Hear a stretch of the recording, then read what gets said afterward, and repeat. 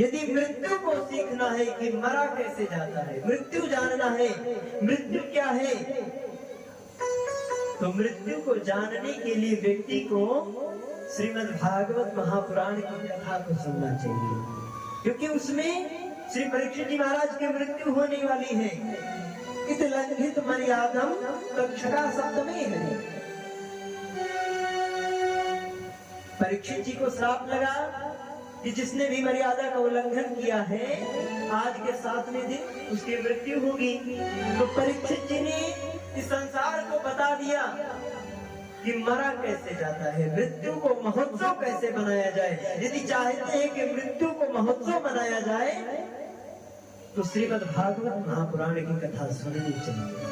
परंतु यदि जीना सीखना है कि जिया कैसे जाए, तो जीना सीखने के लिए तो व्यक्ति को राम कथा के शरण में आना पड़ेगा। हम भागवत से सीख सकते हैं कि मरा कैसे जाए, लेकिन जीवन जीने की बात आएगी, जीवन सीखना होगा। जीवन जीने के लिए सीखना होगा तो आपको राम कथा में आना पड़ेगा, क्योंकि राम कथा में गोस्वामी तुलसीदास जी ने एक एक मंत्र पिरोया है कि व्यक्ति को जीना कैसे चाहिए। प्रातः काले उठ गए रघुनाथा, मात पिता गुरु नामई माथा। एक आदर्श है। राम जी के चरित्रों को देखिए तो उनसे समझेंगे आप कि जिया कैसे जाता है, जीवन कैसा होना चाहिए। हमारे यहाँ 18 पुराण है, 17 पुराण है और 18वां श्रीमद् भागवत महापुराण है। तो कुल मिलाकर के हमारे यहाँ 18 पुराण है और इतिहास 2 है। राम कथा विशेष क्यों है ये समझना आवश्यक है। हमारे यहाँ पुराण 18 है और इतिहास केवल 2 है। इतिहास 2 कौन कौन से? एक तो रामायण और दूसरा महाभारत। ये 2 इतिहास है अपने यहाँ। अब ये जीवन का संकेत है कि व्यक्ति को श्रवण करने में सबसे उत्तम क्या है। यदि मोक्ष के लिए सुनना है तो पुराणों की कथा को श्रवण कीजिए, लेकिन इतिहास भी सुनना उतना ही आवश्यक है।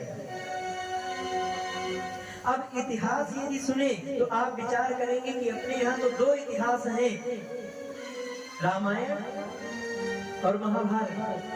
तो अब रामायण और महाभारत में यदि कथा सुननी है तो किसकी सुनी जाए, रामायण की या महाभारत की? तो दोनों विशेष हैं, लेकिन कथा सुनने में शास्त्र संकेत करते हैं कि जब इतिहास सुनने का अवसर आए तो व्यक्ति को रामायण की कथा सुननी चाहिए। क्यों सुननी चाहिए? इसका केवल 2 कारण मैं आपके मध्य कहूंगा और उसके बाद कथा को आगे ले चलेंगे हम सभी। रामायण विशेष क्यों है ये 2 संकेत समझिएगा। एक तुलनात्मक भाव में, एक तुलना के रूप में आप इन दोनों ग्रंथों को ले लीजिए। एक तराजू बनाइए, तराजू के एक पलड़े में रामायण को रखिए, दूसरे में महाभारत को रखिए। और एक छोटी सी बात है, महाभारत का एक बहुत बड़ा पात्र है, सबसे बड़ा समझ लीजिए। महाभारत का सबसे बड़ा पात्र है भीष्म पितामह, सबसे बड़े पात्र है। और एक तरफ रामायण का एक छोटा सा पात्र है महाराज, बहुत छोटा पात्र है महाराज जटायु। एक तरफ महाभारत का वो बहुत बड़ा पात्र, दूसरी तरफ रामायण का एक छोटा सा पात्र जटायु। और इन दोनों के सामने, दोनों के जीवन में एक मिश्रित घटना घटी है, एक ऐसी घटना घटी है जो इन दोनों के सामने घटी है। जैसे महाभारत में भीष्म पितामह के सामने मां द्रौपदी को निर्वस्त्र किया जा रहा है आप विचार करिए, एक स्त्री की लाज महाभारत के सबसे बड़े पात्र के सामने लुटाई जा रही थी, लुटी जा रही थी, और इधर रामायण का वो सबसे छोटा पात्र महाराज जटायु, जिनके सामने मां जानकी का हरण हो रहा था। दोनों तरफ स्थितियां समान हैं, और यहाँ महाभारत की कथा संकेत करती है, जब भरी सभा में द्रौपदी मां को निर्वस्त्र किया जा रहा था, तो महाभारत का ये सबसे बड़ा पात्र चुपचाप बैठा था। यदि भीष्म पितामह एक बार भी कह देते कि दुर्योधन तुम ये नहीं कर सकते हो, तो दुर्योधन की क्या मजाल थी कि वो द्रौपदी को निर्वस्त्र करे, लेकिन भीष्म पितामह चुपचाप बैठे थे। एक तरफ महाभारत का वो सबसे बड़ा पात्र चुपचाप रहा, और दूसरी तरफ वही घटना रामायण के इस छोटे से पात्र के सामने जब घटित हुई, मां जानकी का हरण करके वो रावण लेकर के जा रहा था, एक पुरही गाय के समान मां जानकी विलाप कर रही थी, हे रघुवर मेरी रक्षा करो, हे आर्यपुत्र मेरी रक्षा करो, हे लक्ष्मण मेरी रक्षा करो, मुझसे बहुत बड़ा अपराध हुआ। लक्ष्मण, मैंने तुम्हें कठोर वचन कहे थे, हाँ लक्ष्मण तुम्हारा नहीं दोषा, लक्ष्मण तुम्हारा दोष नहीं, मैंने तुम्हें कठोर वचन कहा जिसका मुझे तुरंत फल मिला है। एक तरफ मां जानकी विलाप कर रही थी, और जैसे महाराज जटायु ने मां जानकी के विलाप को सुना, तो जटायु जी दौड़ पड़े और दौड़ करके रावण के सामने आए। जटायु जी कहते हैं, रावण, यदि आज स्वयं ब्रह्मा भी इस धरती पर आ जाए ना, तो जब तक इस जटायु के शरीर में एक सांस बचेगी, तब तक तुम मेरे सामने मेरी पुत्री का हरण नहीं कर सकते हो। और जटायु जी मां जानकी को आश्वासन देते हैं, सीते पुत्री करम जनि त्रासा, करी हम जात भान कर नासा। हे सीते पुत्री, तुम चिंता मत करो, जब तक तुम्हारा ये पिता जीवित है, तब तक किसी में वो सामर्थ्य नहीं है कि वो तुम्हारा हरण कर सके। रावण ने कहा, जटायु, क्या तुम्हें पता नहीं कि मैं दशानन रावण हूँ, मेरे पास कुबेर का ये पुष्पक विमान है, मैं विमान पर हूँ और तुम किसी विमान पर नहीं हो। मेरे हाथों में तलवार है, मेरे हाथों में अस्त्र है, तुम्हारे पास कोई अस्त्र नहीं है। तुम बूढ़े हो चुके हो, मैं अभी जवान हूँ, तुमने अपने जीवन में कोई युद्ध नहीं लड़ा है, मैंने जीवन में अनेक लड़ाइयाँ देखी है। जटायु जी ने कहा, रावण, भले ही तुम जवान हो, मैं बूढ़ा हूँ, तुम विमान पर हो, मैं विमान पर नहीं हूँ, तुम्हारे हाथों में तलवार है, मैं निहत्था हूँ, लेकिन तुम्हारे साथ अधर्म है और मेरे साथ धर्म है। और इस भारत की संस्कृति का कोई पिता कितना भी बूढ़ा क्यों ना हो, लेकिन उस पिता के सामने यदि कोई उसकी पुत्री की इज्जत पर आंच डालेगा, हाथ डालेगा, तो वो पिता कितना भी बूढ़ा क्यों ना हो, लेकिन वो अपने प्राणों की आहुति देकर भी अपने पुत्री की इज्जत की रक्षा करेगा। धन्य है रामायण का वो छोटा सा पात्र, और धिक्कार है महाभारत के उस बड़े पात्र। घटना तो एक ही थी, घटना तो समान थी। इधर मां जानकी विलाप कर रही थी, मेरी रक्षा करो, तो उधर द्रौपदी मैया भी विलाप कर रही थी। और द्रौपदी मैया ने उदाहरण भी दिया है हरी सभा में। मां द्रौपदी ने कहा, किसी के रोवत देखी आकाश में, आँखी के आगे न पाप सहायले, और रावण गिद्ध में का क्षमता, पर पंख अचोचन से लड़ी गईले, और देश उहे सब लोग उहे, पर उ दिनवा कहवा चली गईले, कि नारी के लाज बचावे पते, यही भारत में गिद्धवों में गई। माँ द्रौपदी ने धिक्कारा है, भरी सभा को धिक्कारा। द्रौपदी मैया ने कहा एक समय था कि रावण सीता जी का हरण करके ले जा रहा था, तो एक जटायु, एक पक्षी, एक जो गिद्ध था, पक्षी था, मांसाहारी था, लेकिन उसकी भी बुद्धि उसकी बचाव में लगी। मां जानकी के बचाव के लिए अपने प्राणों को त्याग दिया। तो एक वो समय था कि एक भारत का पक्षी स्त्री की रक्षा के लिए अपने प्राणों की आहुति दे रहा था। और एक आज का समय है कि यहाँ जो बड़े बैठे हैं, ससुर के समान बैठे हैं, जेठ के समान बैठे हैं, 5 पति पर ऐसे गति, यही देश में साझ आगे लगई बे। सासुर में सब कायर बा, अब नैहर से बिरना बोल गई है। द्रौपदी मैया का 5 पति हैं और लेकिन सब कायर हैं और कोई नहीं रक्षा करने वाला नहीं। तो आप विचार करिए, रामायण इसलिए श्रेष्ठ है कि रामायण के छोटे से पात्र ने स्त्री की रक्षा के लिए अपने प्राणों का त्याग कर दिया। और महाभारत इसलिए श्रेष्ठ नहीं है क्योंकि महाभारत का एक बहुत बड़ा पात्र चुपचाप बैठा है। मैं दूसरा संकेत पुनः उसी रामायण से आपको समझाने का प्रयास करूं। रामायण कोई ग्रंथ नहीं, रामायण कोई इतिहास का एक अंक नहीं, रामायण हमारी जीवनी है, रामायण हमारी संस्कृति है। बेनी कवि एक कविता लिखे थे कि वेद मत शोध शोध शोध के पुराण सब, संत और असंतन को भेद को बताव तो, कपटी कुराही कुल कल के कुचाली जीव, कौन राम नाम होके चर्चा चला। भारी भव सागर से उतार तो कवन पार, जो के यह रामायण श्री तुलसी। तुलसीदास जी ने रामायण नहीं गाया, तुलसीदास जी ने कोई ग्रंथ नहीं गाया, तुलसीदास जी ने तो पूरे सभी समस्याओं का निदान, सभी समस्याओं का समाधान और भविष्य को, भूतकाल, भविष्यकाल, वर्तमान काल, सब को इसी रामचरितमानस में पिरो कर रख दिया।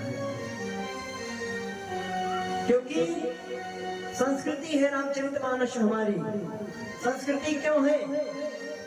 जब मां जानकी का हरण हुआ और राम जी मां जानकी की खोज करते करते सुग्रीव जी के पास पहुंचे हैं, तो मां जानकी ने अपने कुछ आभूषणों को एक पोटली में लपेट कर इन बंदरों के पास फेंक दिया था। सुग्रीव जी के आदि के पास फेंक दिया था। क्यों फेंका था, इसमें भी संकेत है।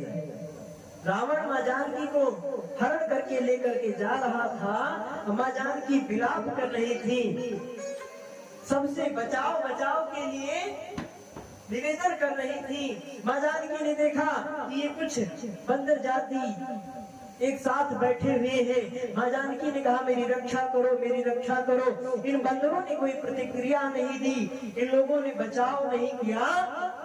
तो मां जानकी अपने आभूषणों को उतार करके एक पोटली में बांध के नीचे फेंक दी इन्हीं के पास में। अब आभूषण फेंकने के भी कई सिद्धांत हैं। क्यों फेंक दी? पहला कारण है, मानो मां जानकी कहती हूँ धिक्कार है तुम्हारे जीवन पर, तुम्हारे सामने एक स्त्री की लाज लूटी जा रही है, तुम रक्षा नहीं कर पाते तो लो ये चूड़ियां पहन लो, ये कंगन पहन लो, इसलिए फेंक दी। दूसरा कारण, मां जानकी ने अपने आभूषणों को फेंका, मानो मां जानकी कहना चाहती हूँ कि सुनो आज तुम कमजोर हो, लेकिन इन आभूषणों को रखे रहना। इन्हीं आभूषणों के को खोजते खोजते मुझे खोजते जब मेरे प्रभु आएंगे, आर्यपुत्र आएंगे और तुम्हारे पास इन आभूषणों को वो देखेंगे तो भले ही आज तुम कमजोर हो, लेकिन तब वो तुम्हें एक बहुत बड़ा योद्धा बनाएंगे, वीर बनाएंगे। और सच ही है,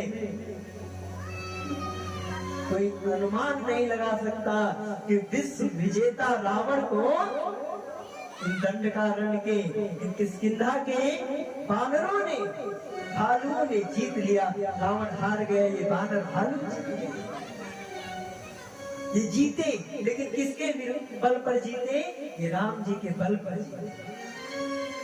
तो जब राम जी आभूषणों को देखे, मां जानकी के आभूषणों को सुग्रीव जी के पास देखे, तो राम जी ने उन आभूषणों को अपने हाथ में लेकर के लक्ष्मण जी के सामने इशारा किया, लक्ष्मण पहचानो, क्या ये मेरी जानकी के ही आभूषण हैं?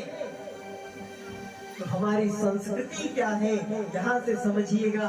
महर्षि वाल्मीकि रामायण में लिखते हैं कि लक्ष्मण जी जवाब देते हैं कि प्रभु, ना हम जानामि केयूरे, ना हम जानामि कुंडले। प्रभु, मैं कानों के कुंडल को नहीं पहचानता हूँ, मैं हाथों के कंगन को नहीं पहचानता हूँ। हाँ, मैं पहचानता हूँ तो माँ, मैं भाभी के पैरों में पहनने वाली इन बिछुआ को, जो माताएं पैरों में बिछुआ पहनती हैं, तो लक्ष्मण जी कहते हैं कि मैं कानों के कुंडल को नहीं पहचानता, मैं माथे की बेंदी को नहीं पहचानता, लेकिन मैं अपनी भाभी के पैरों के इस बिछुए को पहचानता हूँ। क्यों?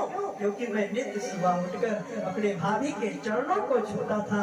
जब मैं अपने भाभी के चरणों को छूता था तो मुझे उनके इन बिछुओं के दर्शन होते थे। आज तक मैंने अपने भाभी के मुखमंडल को नहीं देखा।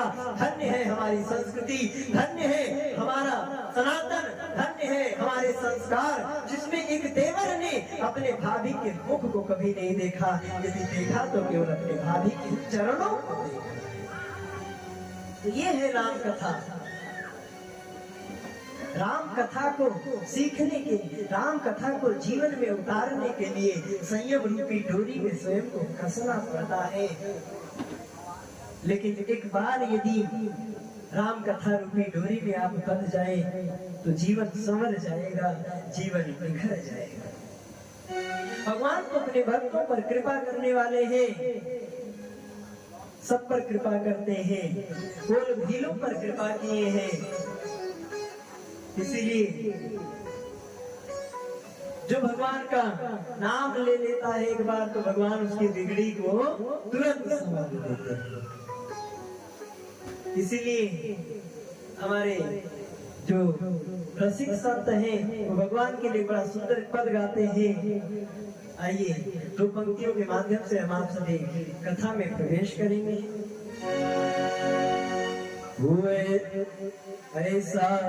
ऐसा क्या काम किया हमने तेरा, जो मेरा हाथ तूने थाम लिया। आइए प्रभु से वंदना करते हैं कि प्रभु, हमने आपके लिए ऐसा कौन सा काम किया था। ऐसा क्या काम किया हमने तेरा, जो मेरा तूने थाम लिया। ऐसा क्या काम किया हमने तेरा, जो मेरा तूने थाम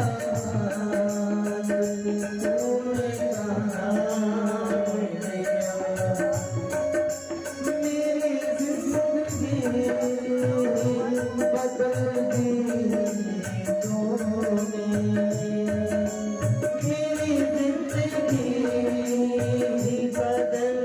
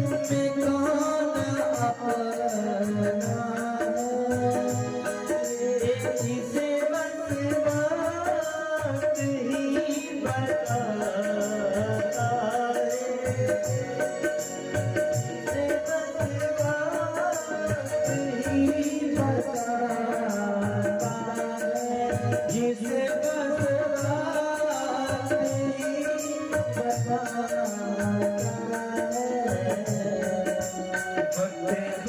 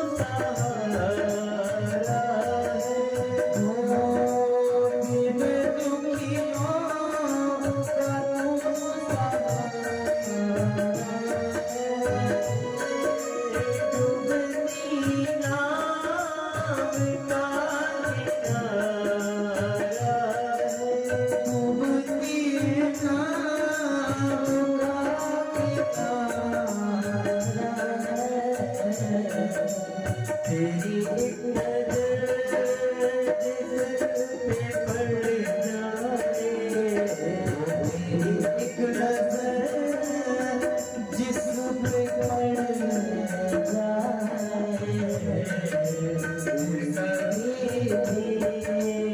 उसे रोने न दिया।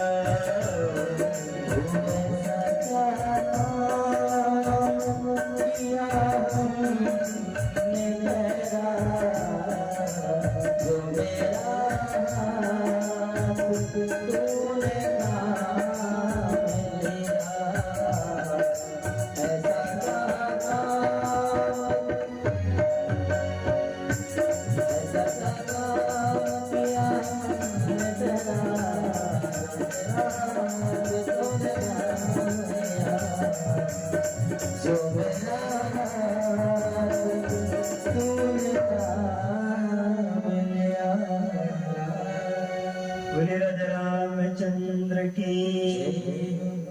अब हम आप सभी श्री रामचरितमानस के इस कथा श्रृंखला में प्रवेश कर ले। आज प्रथम दिवस है, अधिक समय न लेते हुए बहुत शीघ्र ही हम आप सभी कथा के विश्राम की तरफ आगे बढ़ेंगे।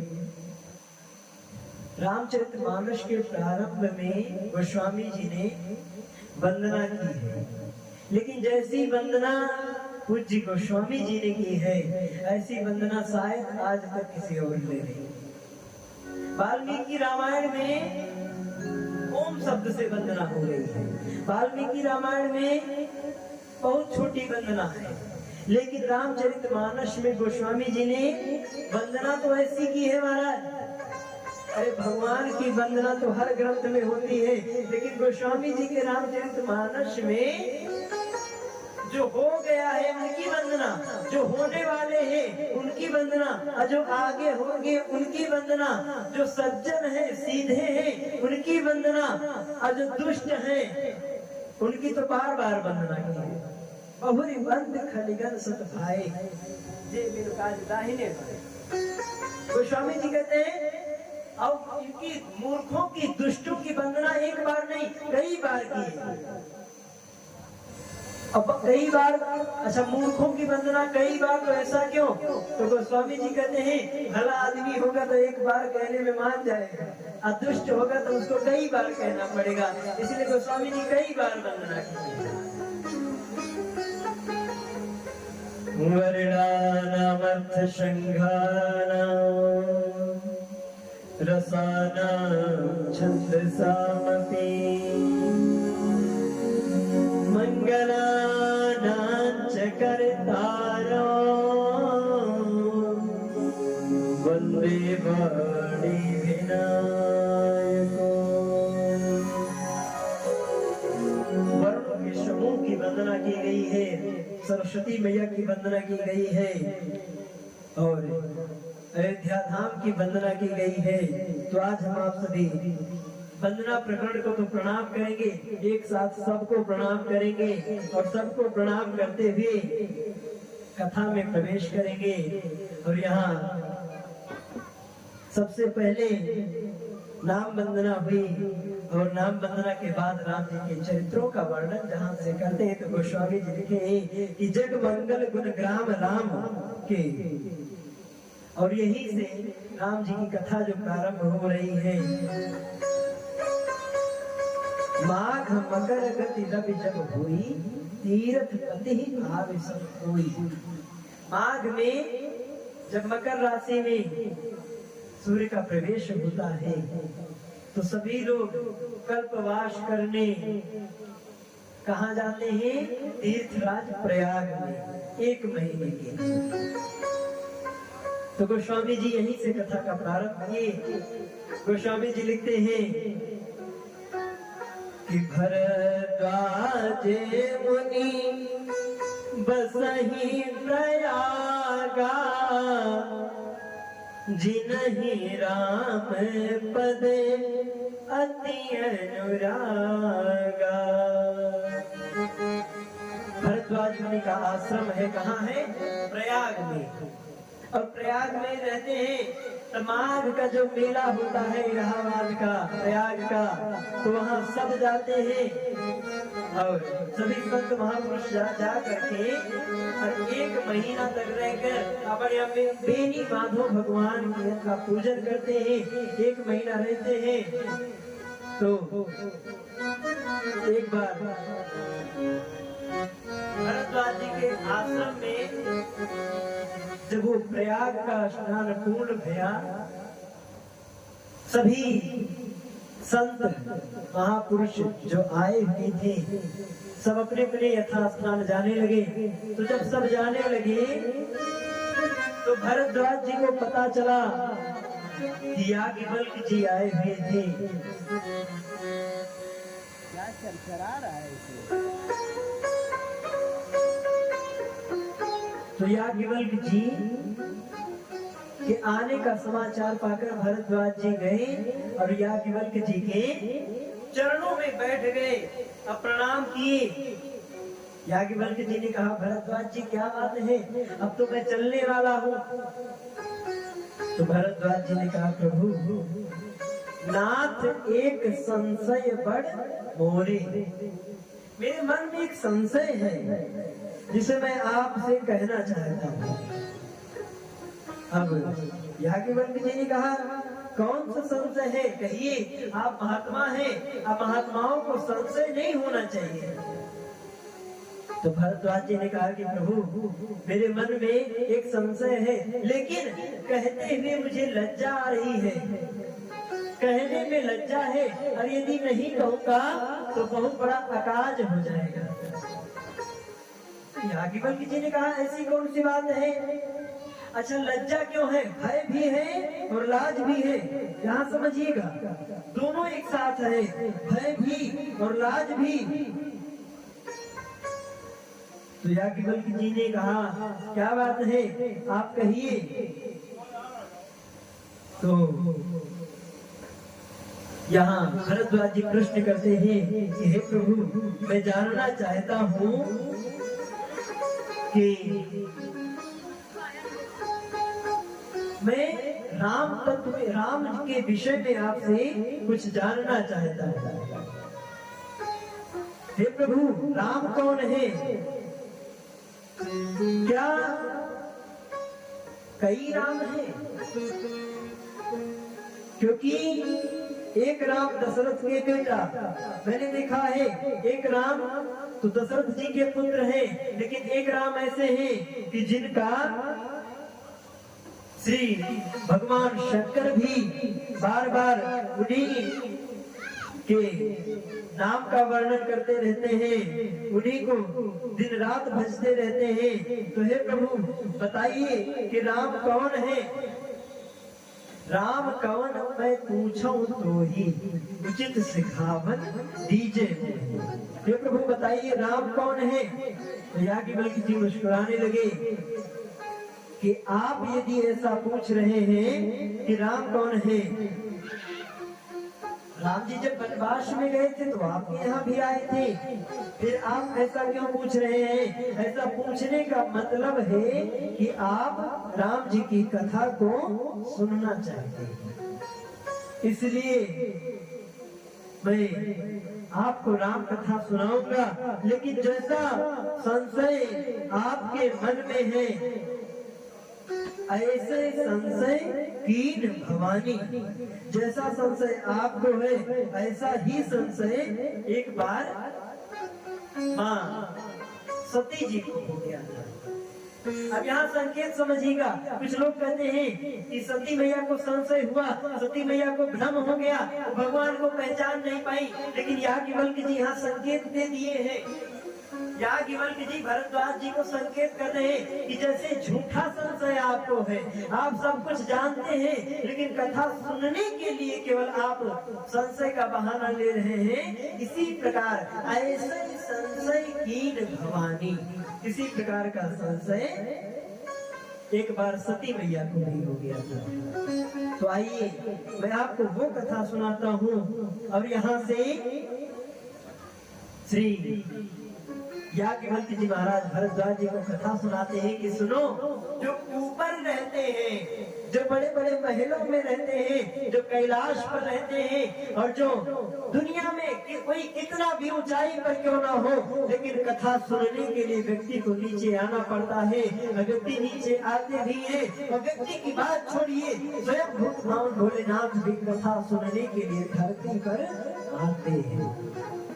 गोस्वामी जी लिखते हैं कि राम सिया राम जय जय राम, राम सिया राम जय जय राम, राम सिया राम जय जय राम, राम सिया राम जय जय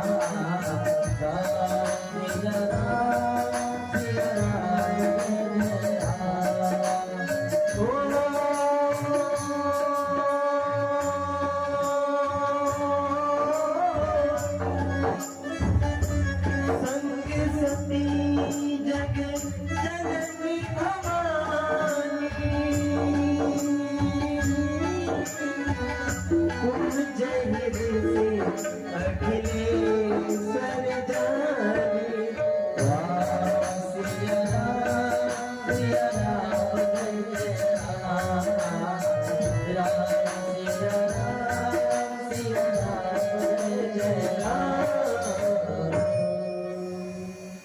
ये जो भोले बाबा कैलाश पर रहते हैं, वो भी कथा सुनने के लिए धरती पर आए।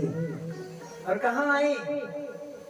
कुंभज ऋषि के पास, श्री अगस्त जी महाराज के पास कथा सुनने। कुंभज, इनका जन्म कुंभ से हुआ। कुंभ का अर्थ घड़ा, घड़े से इनका जन्म हुआ, इसीलिए इनका नाम है कुंभज। तो भोले बाबा कथा सुनने के लिए आए। गोस्वामी जी सती की उपमा कितनी सुंदर दे रहे हैं। गोस्वामी जी ने लिखा, संग सती जग जननी भवानी। ये सती जी को जग की जननी, जो पूरे संसार की माता है। इसका अर्थ है कि जब हम आप कथा सुनने के लिए चलते हैं तो हमारा पद बढ़ जाता है, हमारी ओहदा बढ़ जाता है, गरिमा बढ़ जाती है, सम्मान बढ़ जाता है। और यहाँ आए भोले बाबा, बड़े भाव से कथा सुने। और कथा सुन के जब भोले बाबा तो भाव से कथा सुन रहे हैं, लेकिन सती मैया ने क्या देखा कि जब भोले बाबा पहुंचे तो ये जो कथावाचक महाराज रहे, ये तो दौड़ के भोले बाबा की सेवा कर रहे, उन्हीं का पैर धुल रहे हैं, उन्हीं को प्रणाम कर रहे हैं। तो सती मैया को कथा के प्रति अश्रद्धा हो गई। मैया ने सोचा कि बताओ, यहाँ तो कथावाचक अपने श्रोता की सेवा कर रहे हैं। तो जब मैया को अश्रद्धा हुई तो भोले बाबा तो बेचारे सुने कथा। अब मैया क्या सुनी? मैया के मन में चल रहा है, बताओ किसकी कथा हो रही? यहाँ कथावाचक ही प्रणाम कर रहे हैं श्रोता को अपने। अब कुल मिला के मैया ने कथा में मन बिल्कुल नहीं लगाया। अब मैया का मन तो कथा में लगा नहीं, लेकिन उससे हुआ क्या? भोले बाबा कथा सुन लिए। और जब कथा पूरी हुई तो कथा पूरी करके भोले बाबा ने कहा कि मैं आपको गुरु दक्षिणा में क्या दूं?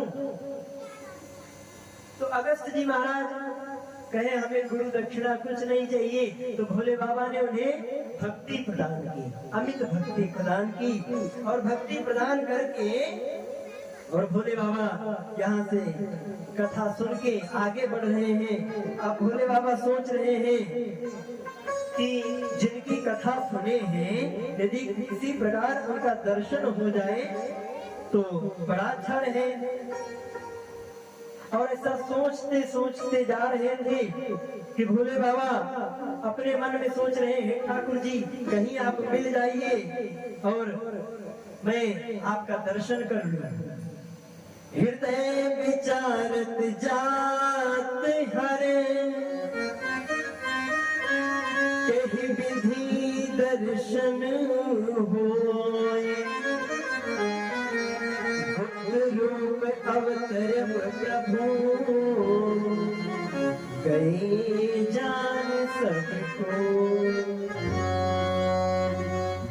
अब भोले बाबा तो सोचते जा रहे हैं ठाकुर जी आपका दर्शन हो जाए, लेकिन तब तक अगस्त जी महाराज पहले ही कह दिए थे कि जिस रास्ते से आप जा रहे हैं मैंने आपको भगवान के वनवास तक की कथा सुनाई है। अब वनवास के आगे की कथा को सुनना नहीं, उस कथा को आप लाइव देख सकते हैं, उस कथा को देख सकते हैं आंखों के माध्यम से।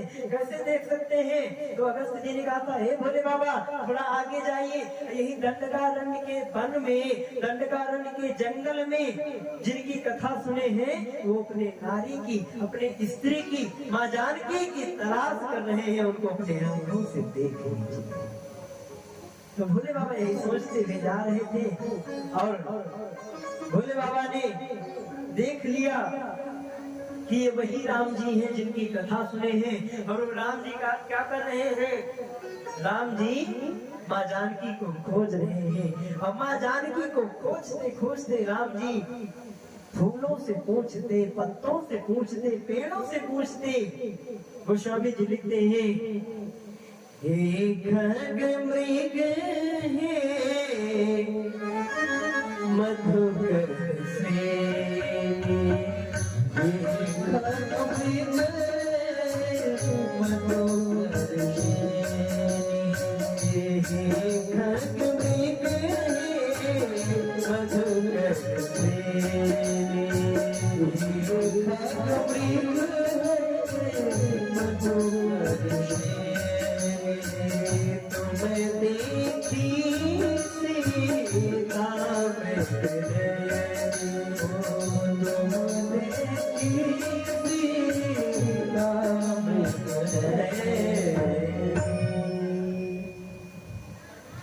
राम जी अपने जीवन के एक बहुत बड़े नाटककार हैं, समझ लीजिए आप।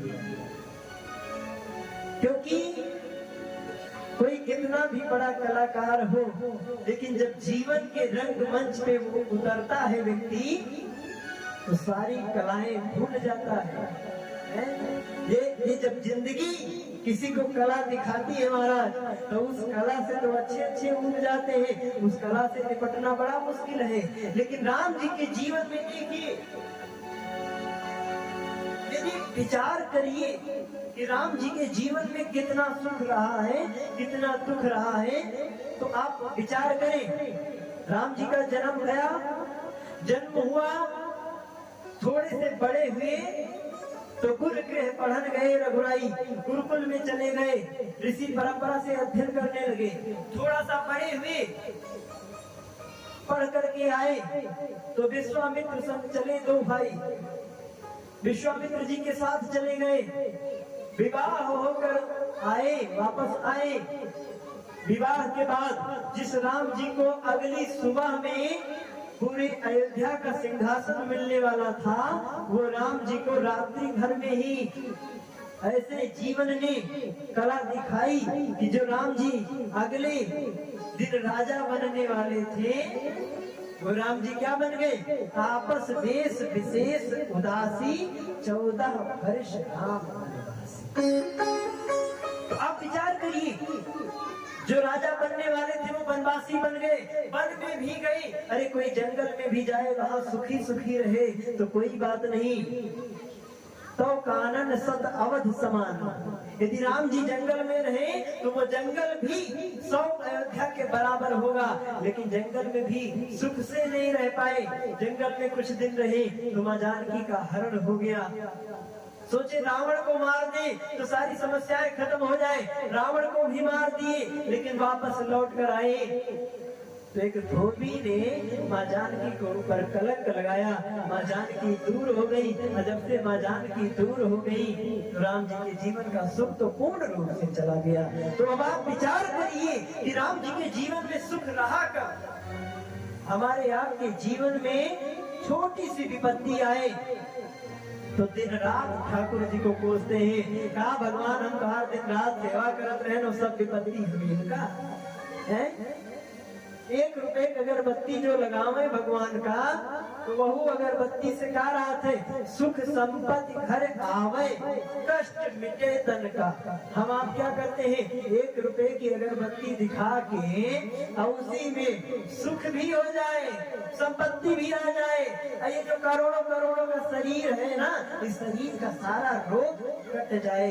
अब आप विचार करिए, छोटी सी विपत्ति आने पर भगवान को कोसने लगते हैं, लेकिन जो स्वयं जगदाधार है, अखिल लोक ब्रह्मांड नायक परात्पर पूर्णतम परम मंगलमय अकारण करुणा मंडलालय जगदाधार अखिल लोक ब्रह्मांड नायक पूर्णतम परम ब्रह्म परम पिता परमेश्वर अनंत सौंदर्य में अनंत लावण्य में गुणाभिराम करुणाभिराम लोकाभिराम दयाभिराम मनोभिराम, ऐसे भगवान राघवेंद्र सरकार के जीवन में जब इतनी विपत्तियां आई हैं तो हम आप तो मनुष्य हैं। यदि वो परमात्मा भी इस धरती पर मनुष्य बनकर आया है तो उसने भी विपत्ति को भोगा है, और हम आप यदि मनुष्य बनकर आए हैं तो हम भी विपत्तियों को भोगते हैं। इसलिए विपत्ति में व्यक्ति को घबराना नहीं चाहिए। अब भोले बाबा देख रहे हैं कि राम जी माँ जानकी को खोज रहे हैं, तो भोले बाबा बार बार भैया को वो भोले बाबा राम जी को प्रणाम कर रहे, लेकिन भोले बाबा तो प्रणाम कर रहे, लेकिन भैया सती सोच रही है कि ये मेरे पति किसी राजकुमार को प्रणाम कर रहे हैं। लेकिन जब भोले बाबा बहुत बार प्रणाम कर लिए तो सती भैया के मन में संशय हो गया कि ये तो राजकुमार हैं और मेरे पति एक राजकुमार को प्रणाम कर रहे हैं। तो बाबा ने कहा कि देवी तुम जिन्हें राजकुमार समझ रही हो ना, ये राजकुमार नहीं, ये वही परब्रह्म है, ये वही राम है, ये वही नारायण है जो अवतार लेकर के आए हैं। भैया ने कहा है ये अगर नारायण है, ये अगर भगवान है, ये तो कामी के बाद एक स्त्री की खोज कर रहे हैं। इनमें कौन सा ब्रह्मत्व दिखाई पड़ा, इनमें ब्रह्म है ही नहीं। यदि इनमें ब्रह्म होता तो वो अपने स्त्री की खोज थोड़ी करता। भोले बाबा ने कहा देवी भगवान पर संशय करती हो। भैया ने कहा ये भगवान नहीं हो सकते, मैं नहीं मानूंगी। भोले बाबा ने कहा देवी मुनि धीर जोगी सिद्ध संत विमल मन जे ध्यावहि, कहीं नेत निगम पुराण आगम जासु की अति गावहि। ये वही है जिनको वेद गाते फिरते हैं, ये वही है जिनको ऋषि मुनि गाते रहते हैं, खोजते रहते हैं, इन्हें प्रणाम करो। लेकिन सती मैया मानी नहीं। अंत में भोले बाबा ने कहा देवी जो तुम्हारे मन अति संदेह हो, जो तुम्हारे मन अति संदेह हो, जो तुम्हारे मन अति संदेह हो, जो तुम्हारे मन अति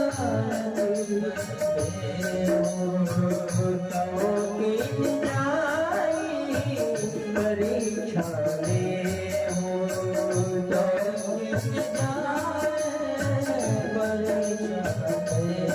हो,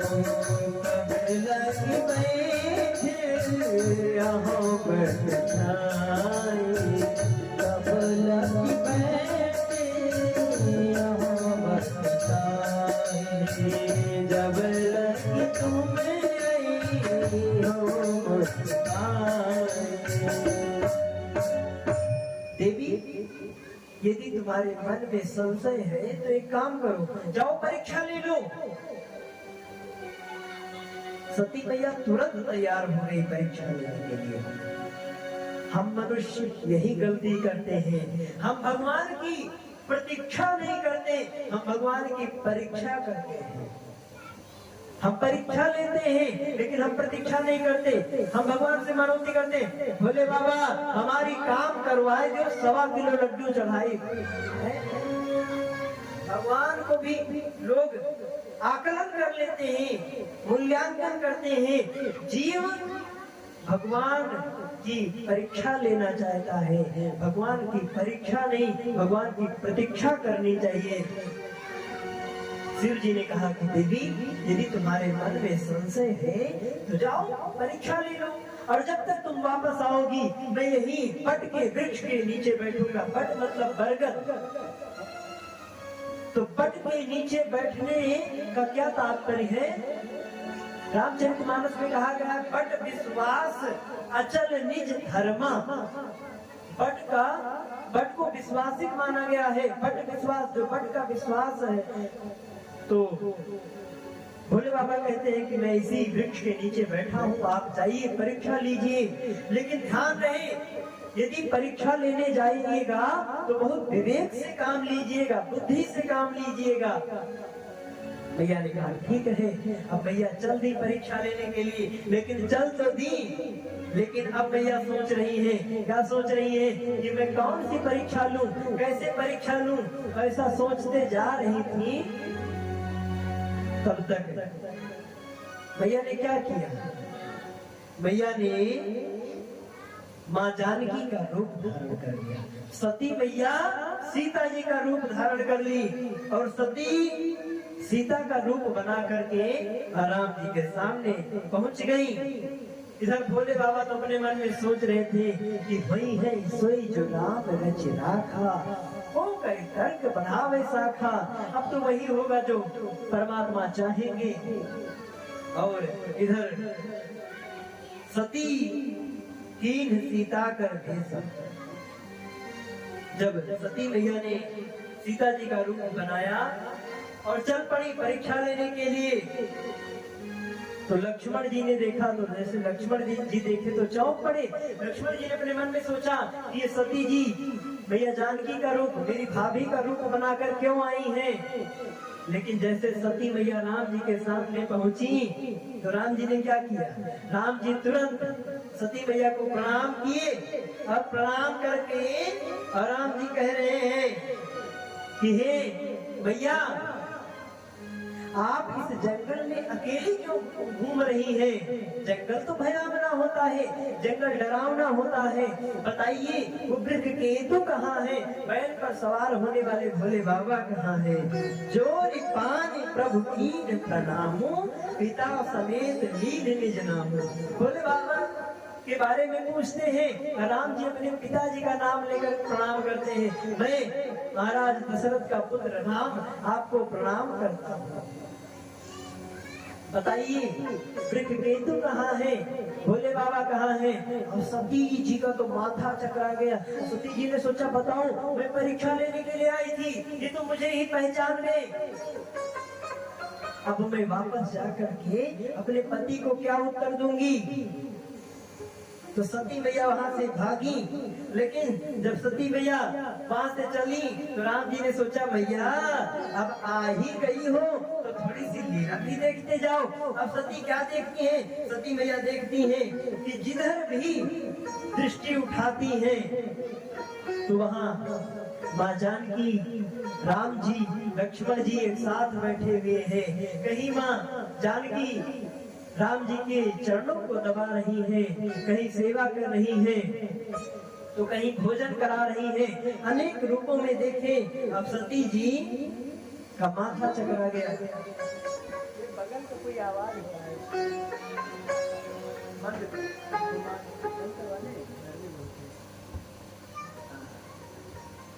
तो अब सती मैया सोचती है, मैं जाऊंगी तो क्या उत्तर दूंगी भोलेनाथ को?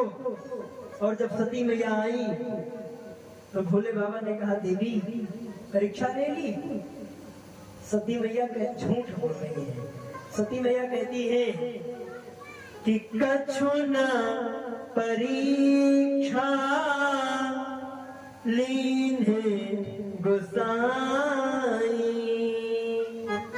प्रभु मैंने कोई परीक्षा नहीं ली, मैंने तो केवल आपके तरह प्रणाम कर लिया, जैसे आपने प्रणाम किया है ऐसे मैंने भी कर लिया। तो भोले बाबा ने सोचा कि यदि प्रणाम ही करना था तो यही से प्रणाम करती, वहां जाने की क्या जरूरत थी। लेकिन भोले बाबा ने अपने नेत्रों को बंद किया, और जब बाबा नेत्र बंद करते हैं तो सब कुछ समझ गए। तब शंकर देखो धरि ध्याना, सती जो कीन चरित सब जाना। शिव जी ने सोचा कि बताओ ये सती की बुद्धि देखो, मैं सीता जी को अपनी माता समझता था और इसने सीता जी का ही रूप बना लिया। तो अगर अब इस जो अब करहु सती सन प्रीति, तो मिटई भगत पथ होई प्रीति। यदि मैं अब सती से प्रीत करता हूँ, प्रेम करता हूँ, तो भक्ति पथ का नाश होगा, भक्ति पथ में दोष लगेगा।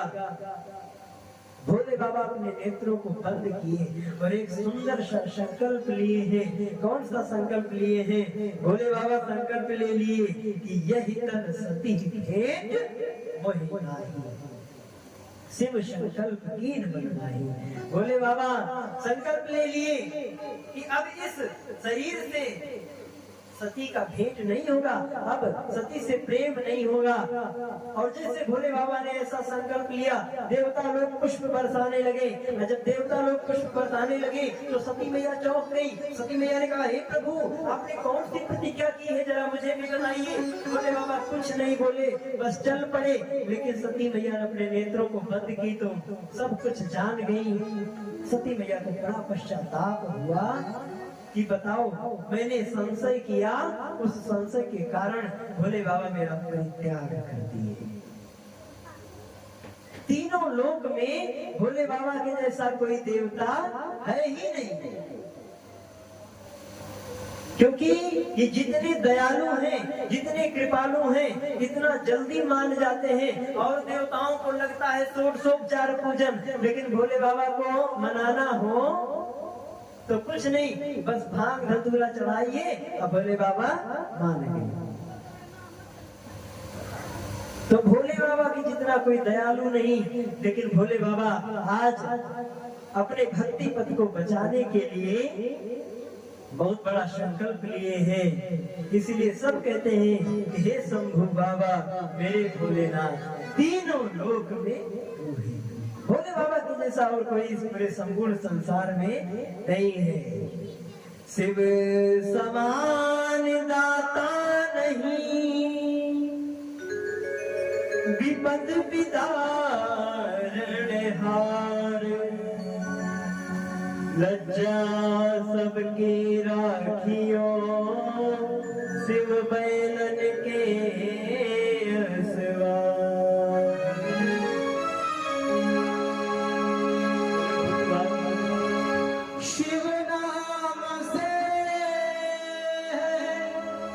जगत में उजाला, हरि भक्तों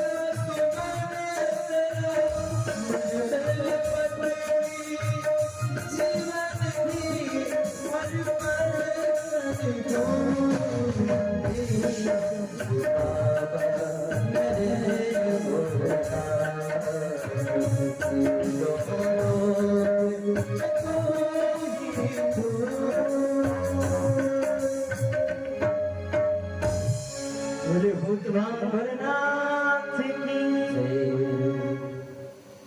तो भोले बाबा तो प्रतिज्ञा कर ही चुके।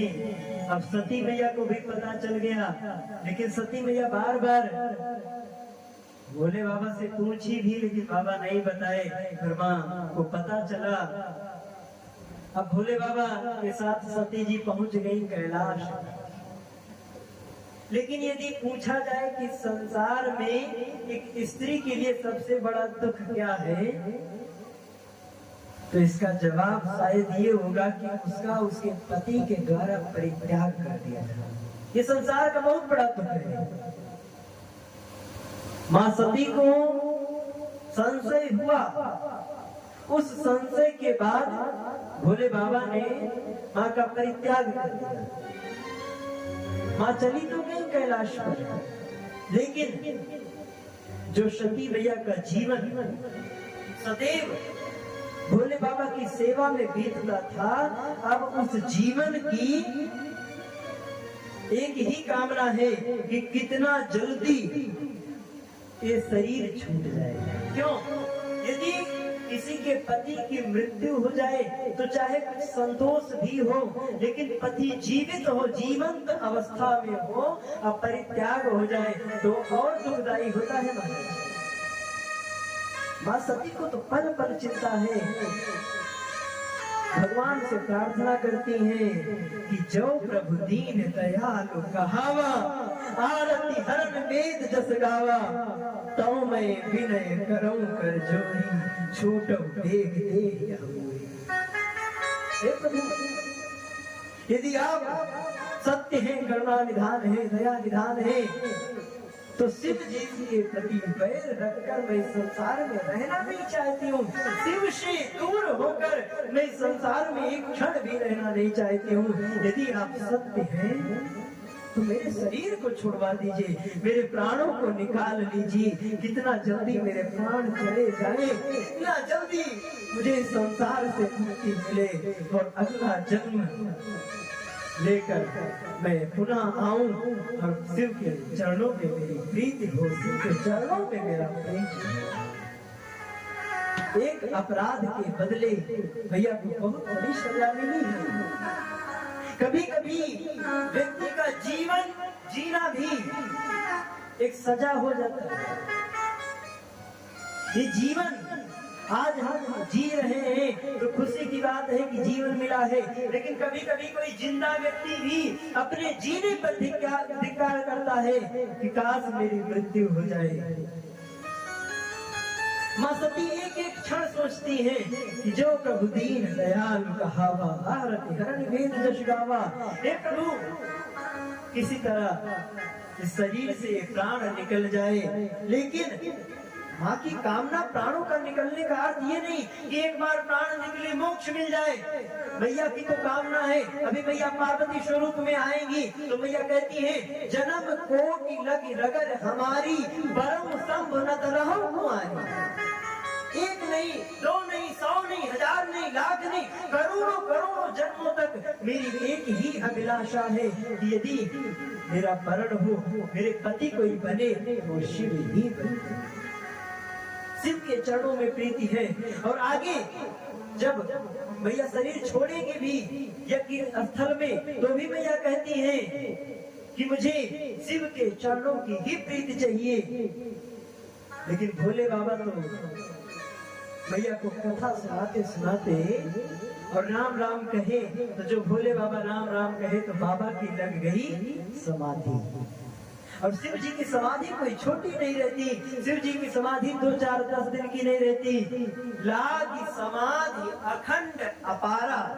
शिव जी की समाधि 87,000 वर्षों तक चली है।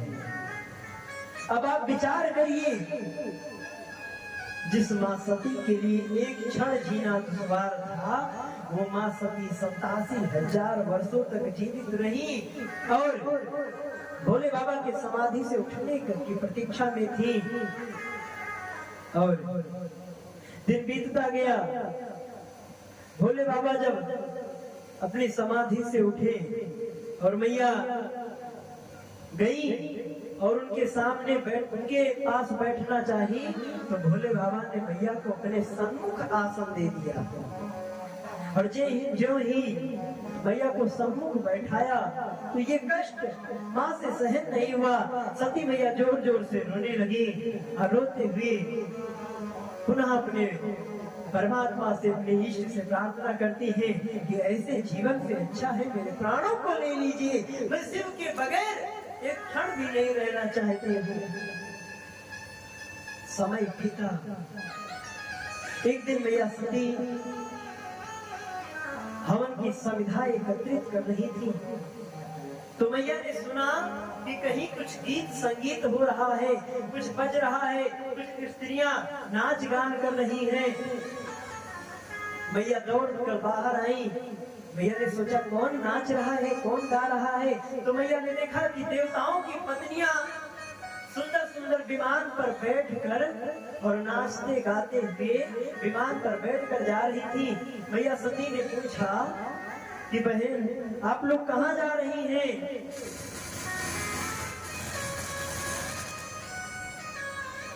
तो उन देवताओं की पत्नियों ने कहा, क्यों आपको नहीं पता कि आपके पिताजी यज्ञ कर रहे हैं?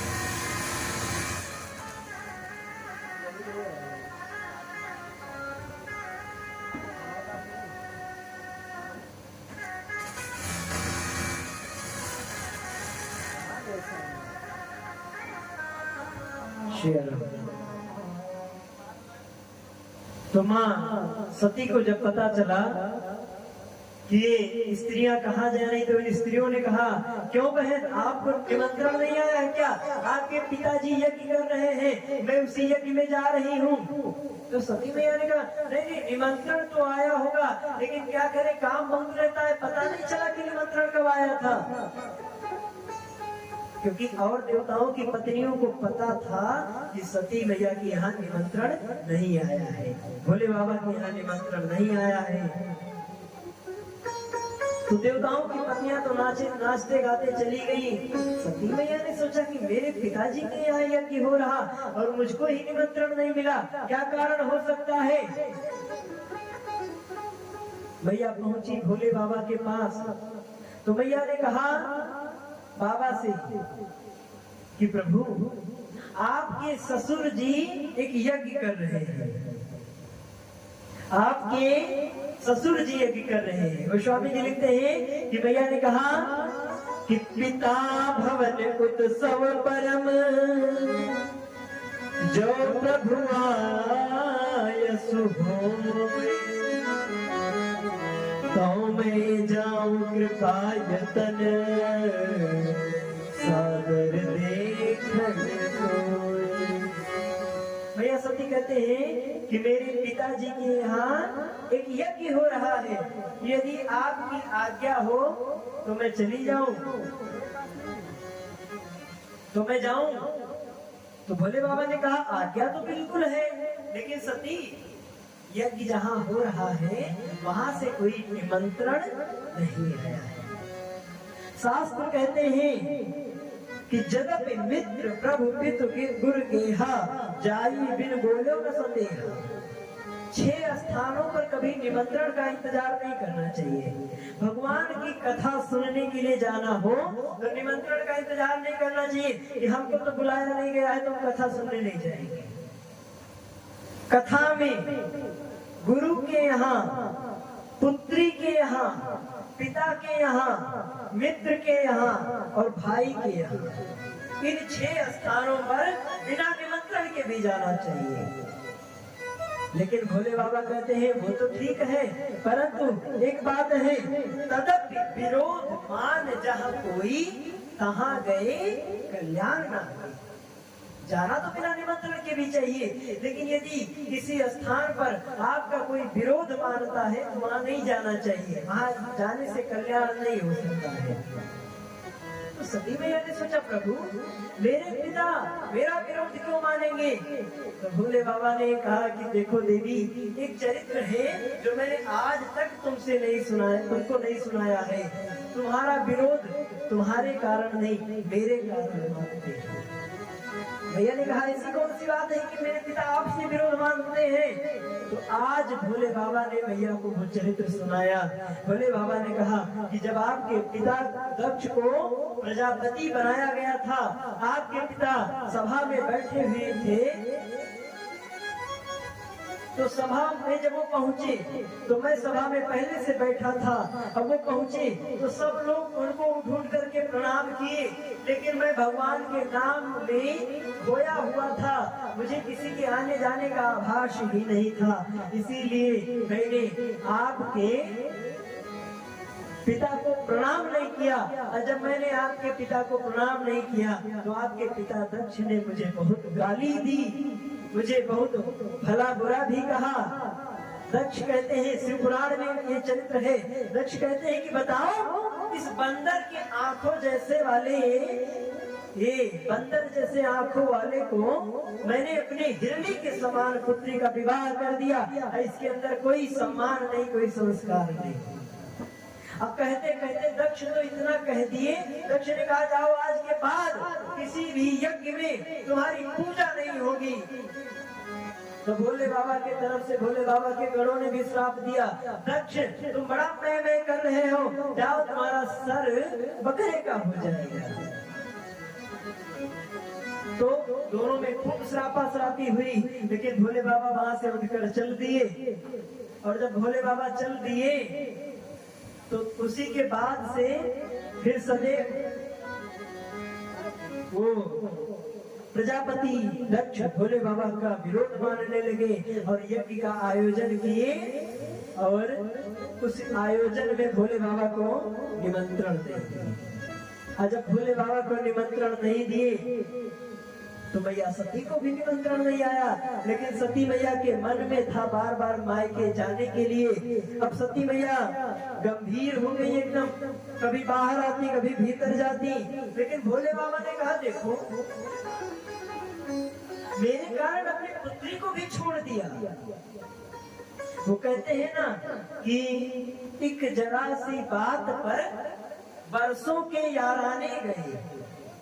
किसी कवि ने कहा है कि एक जरा सी बात पर बरसों के याराने गए, तो चलो अच्छा हुआ कुछ लोग तो पहचाने गए।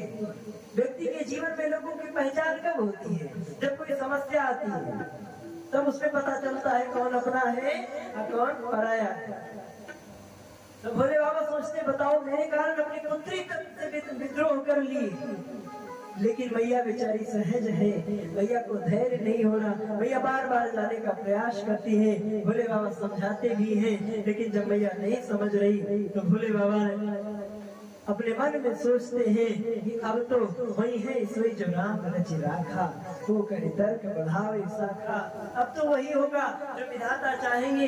भोले बाबा अपने गणों को बुलाते हैं और कहते हैं कि देखो सती की जितनी सामग्री है, सती का जितना वस्त्र है, वस्त्र सामग्री सब कुछ इनका लेकर के चले जाओ और सती को भी साथ लेकर के जाओ। क्यों? क्योंकि भोले बाबा जानते हैं कि सती जाएगी और जब यज्ञ स्थल पर मेरा भाग नहीं दिखेगा तो सती बड़ा मुश्किल है कि ये सती वापस लौट कर आए। भोले बाबा तो सब कुछ जानते हैं। भोले बाबा को ये भी पता है कि आज ये सती जा रही है, ये वापस कभी नहीं आएंगी। इसीलिए भोले बाबा कहते हैं कि इनके जो वस्त्र हैं, इनकी जो सामग्री है वो सब भी लेकर चले जाओ, क्योंकि यदि घर में वस्त्र रहेंगे, घर में इनकी सामग्रियां कुछ रहेंगी तो उनको देख देख कर मुझे सती की याद आती रहेगी, और जब सती जा रही है वापस नहीं आएगी तो सारी सामग्रियां भी साथ लेकर जाओ। सच ही कहा गया है मुसाफिर चले जाते हैं और यादें छोड़ जाते हैं। तो सती मैया को तो गण लोग लेकर चले और सती मैया जब पहुंची तो आवत ही हर्षे नहीं नैनन नहीं सने, और तुलसी तहां न जाइए चाहे कंचन वर्षे ले। जहां आपके पहुंचने से कोई प्रसन्न ना हो वहां जाना नहीं चाहिए। जब सती मैया पहुंची तो सती की जो बहनें थी वो मुस्कुरा मुस्कुरा के मिल रही हैं। बहनें मानो सोच रही हैं कि बताओ इनको तो निमंत्रण भी नहीं मिला था, बिना बुलाए आ गई है, मानो एक साड़ी पावे खातिर बिना न्योता के चली है। कौन मिला है प्रेम से? गोस्वामी जी लिखते हैं कि सादर भल ही मिली माता, सादर भल मिली माता, सादर भल ही मिली माता, सादर भल मिली माता, भगनी मिली बहुत मुस्काता, भगनी मिली बहुत मुस्काता। कोई बेटी अपने घर में पहुंचे तो ऐसा हो ही नहीं सकता कि उस बेटी की माँ प्रसन्न ना हो। गोस्वामी जी लिखते हैं सादर भले ही मिली एक माता। जैसे मैया सती जी की माँ ने देखा कि सती जी आई हैं, दौड़कर सती को अपने कलेजे से चिपका ली, रोने लगी। बेटी सारी बेटियां आई थी, एक तुम ही नहीं आई थी, तुम्हारे लिए मेरा मन लगा हुआ था, मैं उदास थी, चलो बहुत अच्छा हुआ तुम आई। लेकिन सती जी की जो बहनें हैं वो भगिनी मिली बहुत मुस्कुराता, वो सब मुस्कुरा मुस्कुरा के मिल रही, मानो मजाक उड़ा रही हैं। और यहाँ से अब सती मैया पहुंच गई यज्ञ स्थल पर। और सती जाए देखी तब जागा, और कतहु न देखी शंभु कर भागा। अब तक अपना कितना भी अपमान होता रहा, लेकिन सती मैया बर्दाश्त करती रही। लेकिन जब सती मैया यज्ञ स्थल पर पहुंची, सती मैया ने देखा कि सबका स्थान है, सबकी पूजा हो रही है, लेकिन मेरे पति जो जगत के देवता हैं उनकी पूजा नहीं हो रही है। तो अब सती मैया से बर्दाश्त नहीं हो रहा, क्रोध के मारे भर गई। कोई भी स्त्री हो, कोई भी स्त्री अपने मायके में अपने पति की बुराई बर्दाश्त नहीं कर सकती। और सती मैया क्रोध में आकर के और जितने भी लोग वहां उपस्थित थे सबको चेतावनी देने लगी।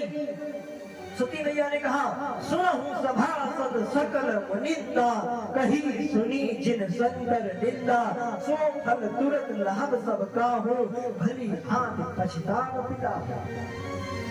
यहाँ जितने लोगों ने मेरे पति की बेइज्जती की है सबको फल मिलेगा। और जो ये मंदमती मंद बुद्धि का मेरा पिता है, इसे भी अपने करनी का फल मिलेगा। और लेकिन अब सती मैया के आंखों में अश्रु आ गए। सती मैया ने कहा, बताओ अपने पिता के लिए, इन लोगों के लिए मैं भोले बाबा से जबरदस्ती करके यहाँ आई, और इन लोगों ने शिव जी के प्रति ऐसा भाव रखा है। मैं यहाँ से जब वापस जाऊंगी और कहीं शिव जी मुझसे कह दे कि हे दक्ष कुमारी आओ मेरे पास बैठो, तो मैं उन्हें क्या जवाब दूंगी कि मैं उसी दक्ष की पुत्री हूँ जिस दक्ष ने आपका इतना अपमान किया है। सती मैया ने विचार कर लिया, इस शरीर से दक्ष का नाम जुड़ा है, इसलिए अब मैं इस शरीर को नहीं रखूंगी, मैं तो इस शरीर का ही परित्याग कर दूंगी। और तुरंत देहते हेतु उर्धर चंद्र अपने हृदय में भोले बाबा को ध्यान की है, ध्यान करके और यहाँ से भैया अपने आंचल की योगाग्नि से एक अग्नि उत्पन्न की है और उसी अग्नि में अपने आप को जलाने जा रहे हैं। लेकिन उससे पहले सती मैया भगवान से एक वरदान मांगा। कौन सा?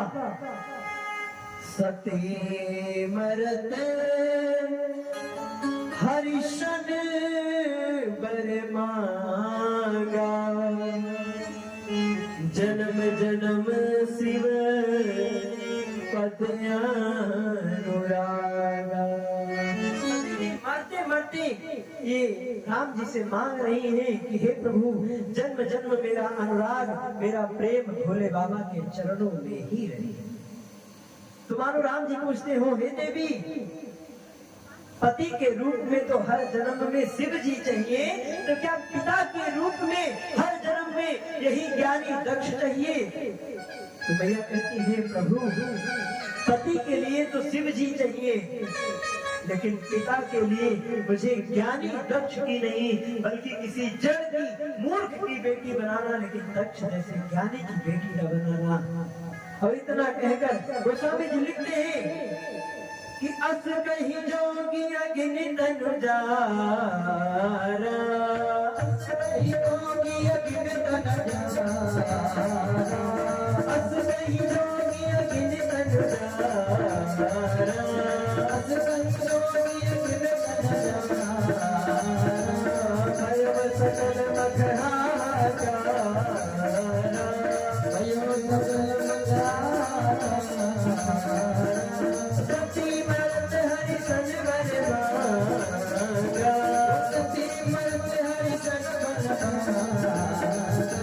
जन्म जन्म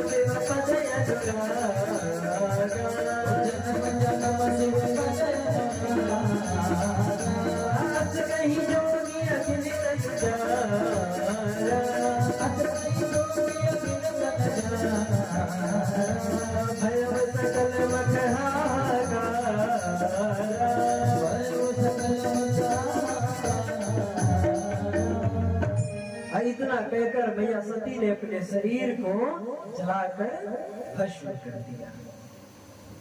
और जैसे शिव जी को पता चला कि सती के प्राण छूट चुके हैं, सती ने अपने शरीर को जला दिया। शिव जी तो क्रोध में भर गए। और शिव समान दाता नहीं, शिव के जैसा कोई दयालु नहीं, और शिव के जैसा कोई क्रोधी भी नहीं।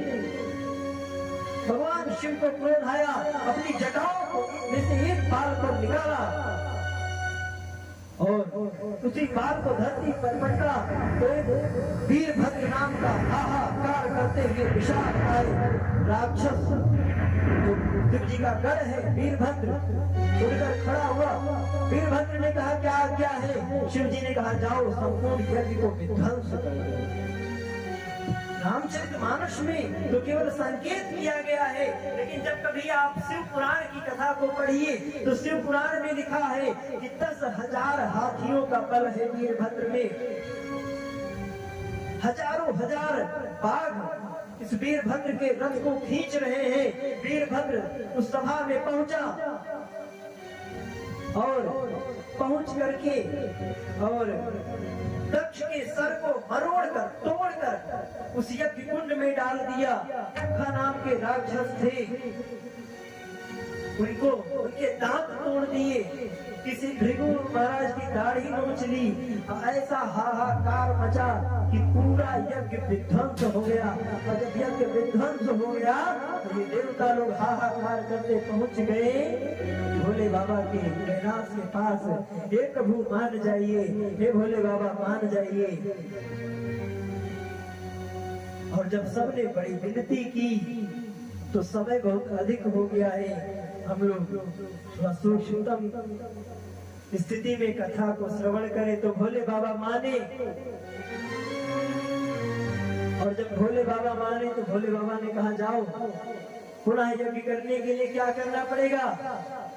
दक्ष के धड़ में कोई शरीर किसी का सर लगाओ। तो सर लगाने के लिए जो उत्तर दिशा की तरफ सर करके सोया हुआ हो उसका सर काट लाओ। तो गढ़ गए, एक बकरे का सर काट लाए और बकरे का सर दक्ष के धड़ में लगाए और उसी बकरे की दाढ़ी को भृगु महाराज की दाढ़ी में चिपका दिए।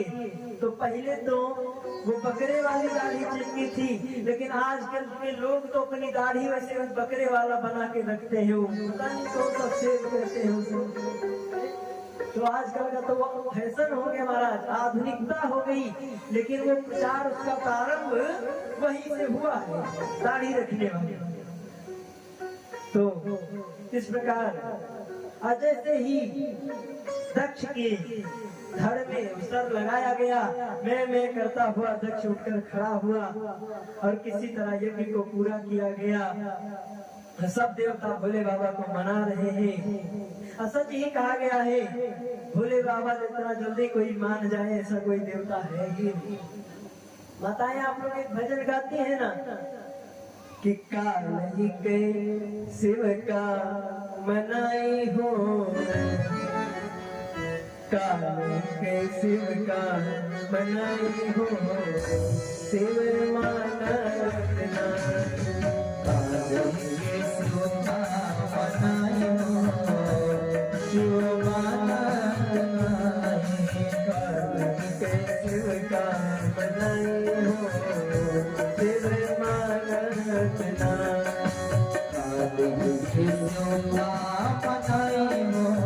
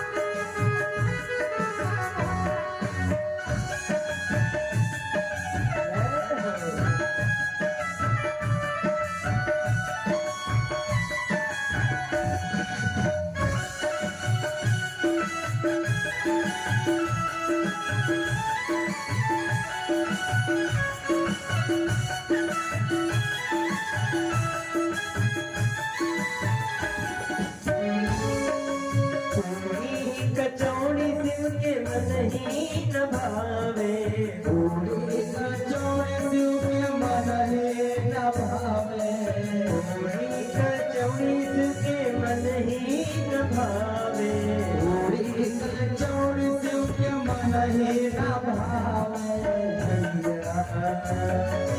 हसिया हसिया हसिया कहाँ पाई हो शिव मन ये शिव का मनाई हो भोलानाथ नाई।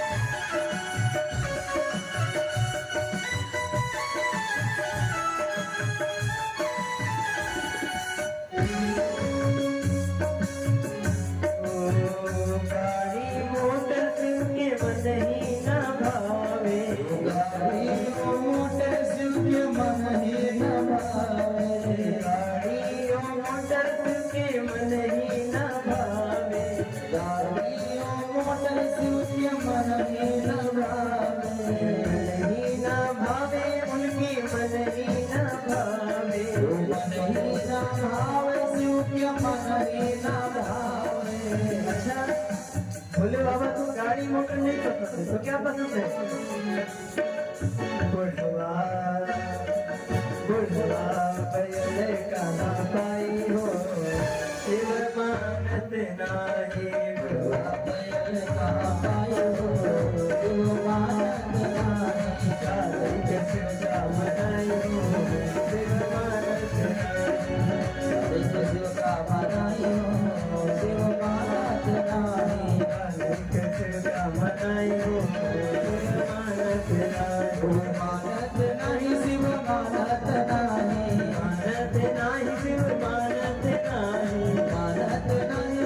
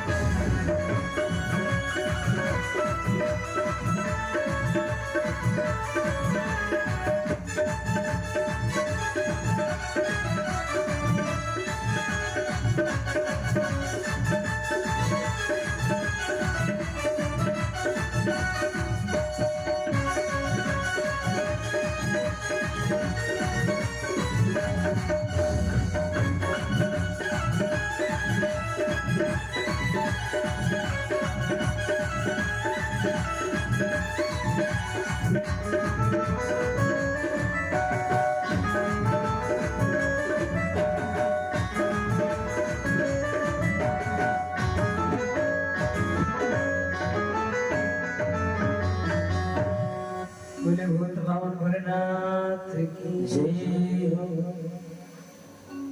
अच्छा, रविंद्रनाथ टैगोर जी की एक लाइन हमको याद आई। वो कहते थे कि प्रेम अधिकार का दावा नहीं करता। यदि कहीं प्रेम है, वास्तविक प्रेम है, तो वो अधिकार का दावा नहीं करता, बल्कि प्रेम व्यक्ति को स्वतंत्रता प्रदान करता है। यद्यपि भोले बाबा सब कुछ जानते थे कि सती जाएंगी, वापस नहीं आएंगी, ये लीलाएं हैं, परंतु तभी भोले बाबा रोके नहीं। लेकिन सब कुछ होने के बाद जब देवतागण मनाने के लिए गए तो बाबा तुरंत मान गए। और जब बाबा माने तो लोग, अच्छा ये देवता लोग मनाकर अपना तो काम कर लिए, लेकिन उसके बाद बाबा की जिंदगी से किसी का क्या लेना देना। देवता तो अपने में मस्त हो गए, लेकिन भोले बाबा की क्या स्त्री है। जब ते जाए सती तर त्यागा, तब ते शिव मन भयो विरागा। शिव जी के मन में एक विराग हो गया। जब से सती मैया शरीर त्यागी और इधर सती का जो अगला जन्म है ये पर्वतों के राजा हिमाचल के यहाँ हुआ है। और तो समय भी पर्याप्त हो गया है। यदि आप लोग कहें तो आरती करके कथा को विश्राम किया जाए, क्योंकि यदि कथा को अब यहाँ से आगे बढ़ाते हैं तो विवाह तक ले चलना पड़ेगा। तो जैसा आप लोग संकेत करें, कथा को विश्राम किया जाए। तो चलिए, अब तो हम लोग कल शिव जी के विवाह की कथा को श्रवण करेंगे, क्योंकि ये 5 दिवसीय राम कथा है। तो प्रयास तो यही रहेगा कि जितनी अधिक से अधिक कथा हो जाए, लेकिन जितनी ठाकुर जी की इच्छा होगी। और आज प्रथम दिवस है, आप लोग भी व्यवस्थाओं में लेकर बड़े व्यस्त रहे हैं, फिर भी व्यवस्थाएं बड़ी सुंदर भई। अब जहां तक मेरी आवाज जा रही हो तो आप लोगों से बस यही निवेदन है कि व्यवस्थाएं कितनी भी कर ली जाए, व्यक्ति के जीवन में पूरकता होती है। इसकी पूरकता किससे है? जंगल सून जहां विचरे, गरजे तरजे नहीं बाघ बघेला। आंगन सून जहां चिघरे चिघरे नहीं बालक देला। कोई जंगल है, और कितना भी बड़ा क्यों ना हो, लेकिन जंगल की शोभा किससे? जंगल की शोभा शेर से मानी जाती है। यदि जंगल में शेर नहीं तो जंगल शोभायमान नहीं होगा। जंगल सून जहां विचरे, गरजे तरजे नहीं बाघ बघेला। यदि जानवर है तो जंगल की शोभा है, बाघ है तो जंगल की शोभा है। एक नदी कितनी भी बड़ी क्यों ना हो, नदी का आकार बहुत बड़ा हो, लेकिन उस नदी में यदि जल नहीं है तो उस नदी की कोई शोभा नहीं होती। किसी का जीवन कितना भी सुंदर क्यों ना दिखता हो, कोई व्यक्ति धन से परिपूर्ण हो, रूप से परिपूर्ण हो, लेकिन जीवन शून्य बिना पुरुषार्थ, यदि जीवन में पुरुषार्थ नहीं है, उपकार नहीं है, तो जीवन बेकार है। तो जैसे, और तो ये चौथा सिद्धांत समझिए, आंगन सून जहां चिघरे चिघरे नहीं बाल गधेला। किसी का आंगन कितना भी सुंदर क्यों ना बना हो, कितना भी बड़ा क्यों ना बना हो, लेकिन यदि उस आंगन में किलकारी मारने वाला, उस आंगन में खेलने वाला कोई छोटा सा बालक ना हो, वो आंगन सूना है। तो कहने का तात्पर्य है कि जंगल की शोभा शेर से है, जीवन की शोभा पुरुषार्थ से है, नदी की शोभा जल से है, ठीक उसी प्रकार हमारी शोभा आपसे है। हम कितनी भी सुंदर कथा क्यों न सुनाए, यदि आप नहीं होंगे यहाँ तो कथा का आनंद नहीं मिल सकता। हम और आप एक दूसरे के पूरक हैं। जब तक आप बहुत संख्या में हो और हम ना हो, कथा सुनाने वाला ना हो, तो आनंद नहीं आएगा। और हम बहुत अच्छी कथा सुनाए और सामने कोई सुनने वाला ना हो, तो ये टेंट पंडाल कीर्तन में ताली नहीं बजाएंगे महाराज। ताली तो आप लोग ही बजा सकते हैं। तो इसलिए 5 दिवस का समय जो था, आज पहला दिन बीत गया है और आज की संख्या को देखकर मन थोड़ा सा विचलित भी है। कल से आप लोगों के लिए भोजन की भी व्यवस्था यही कर दी, क्योंकि पिछली बार जब हमारी कथा हो रही थी तो कुछ माताएं कहती, महाराज जी कथा को जल्दी विराम कीजिए, यहाँ से जाएंगे भोजन बनाएंगे, भोजन करते करते देर हो जाता है, इसलिए अब की हमने समिति वालों से निवेदन किया हमारी माताओं को भोजन ना बनाना रहे, कुछ ऐसी व्यवस्था बनाइए। तो माताओं को भोजन बनाने वाला बहाना छोड़ना पड़ेगा। अब तो यही हमारे समिति वालों ने उनके माध्यम से जो भी व्यवस्थाएं बन पाई हैं, जो भी श्री गणेश जी महाराज ने उनको जिस सामर्थ्य के अनुसार दिया है, आप लोगों की सेवा में कल से भंडारा भी प्रारंभ हो रहा है। तो संख्या बढ़ाइए, आनंद तभी आएगा जब संख्या बढ़ेगी। हम आप सभी एक साथ मिलकर और झूमते हुए इस 5 दिवस की जो कथा थी, 1 दिवस बीत गया, 4 दिवस बचा है, इसलिए अब अधिक से अधिक संख्या में आकर इस कथा की शोभा बढ़ाइए। और जब आप लोग आएंगे तो और आनंद आएगा, कथा होगी। आज तो प्रथम दिवस था, इसलिए विशेष कथा नहीं हो पाई है, बस दूर दूर से प्रणाम करते करते हम लोग चले आए हैं, क्योंकि भगवान को प्राप्त करने के लिए उत्कंठा होनी चाहिए। कितनी उत्कंठा होनी चाहिए, इसका मैं एक उदाहरण दे करके अपनी वाणी को विराम की तरफ ले चलूंगा। स्वामी विवेकानंद जी के बचपन का नाम नरेंद्र था और उनके गुरु जी का नाम रामकृष्ण परमहंस था। तो एक बार नरेंद्र स्वामी विवेकानंद जी ने अपने गुरु रामकृष्ण परमहंस जी से एक प्रश्न किया। उन्होंने कहा, गुरु जी आप कहते हैं कि भगवान को प्राप्त करना चाहिए, भगवान से मिलना चाहिए, आप बताइए कि क्या किया जाए तो भगवान मिल जाए, भगवान से मिलने के लिए क्या करना पड़ेगा। तो रामकृष्ण परमहंस जी कोई उत्तर नहीं दिए, बिल्कुल चुप रहे। थोड़ी देर बाद उन्होंने कहा, नरेंद्र नहाने चलोगे? विवेकानंद जी ने कहा, जी गुरु जी चलेंगे।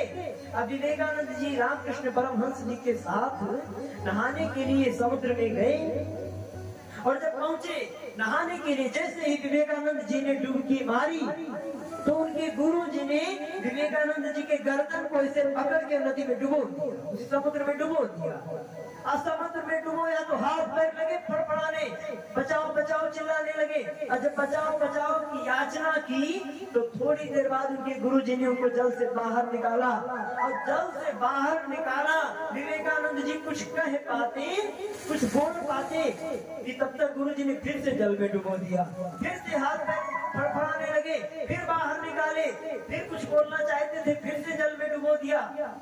3-4 बार ऐसे जल में डुबोए और जब बाहर निकाले तो परमहंस जी ने कहा, नरेंद्र बेटा एक बात बताओ, जब तुम जल के भीतर थे, जब तुम्हारा सर पानी के अंदर था तो तुम्हें कैसा लग रहा था? विवेकानंद जी ने कहा, गुरुजी यदि एक क्षण और आप पानी में डुबोए रहते तो शायद मेरा प्राण निकल जाता। मैं परेशान था, मैं दर्द से, मैं पीड़ा में था, मैं दर्द में था, मैं परेशान था। परमहंस जी मुस्कुराने लगे। उन्होंने कहा, नरेंद्र जितना प्रयास उस समय तुमने अपने आप को जल से निकालने में किया, उतना ही प्रयास जिस दिन भगवान को प्राप्त करने में कर लोगे, उस दिन तुमको भगवान प्राप्त हो जाएगा। भगवान को प्राप्त करने का माध्यम केवल एक ही है, जब हमारे रोम रोम से भगवान से मिलने की उत्कंठा जाग जाए तो हम आप सभी भगवान को प्राप्त कर सकते हैं। भगवान सबको मिलते हैं, भगवान को सब देख सकते हैं। भगवान को देखने के लिए ये बड़ी बड़ी आंखें, ये बड़े बड़े मोबाइल कैमरा फोन नहीं चाहिए। भगवान को तो देखने के लिए क्या चाहिए? सूरदास जैसी आंधरी आंखें।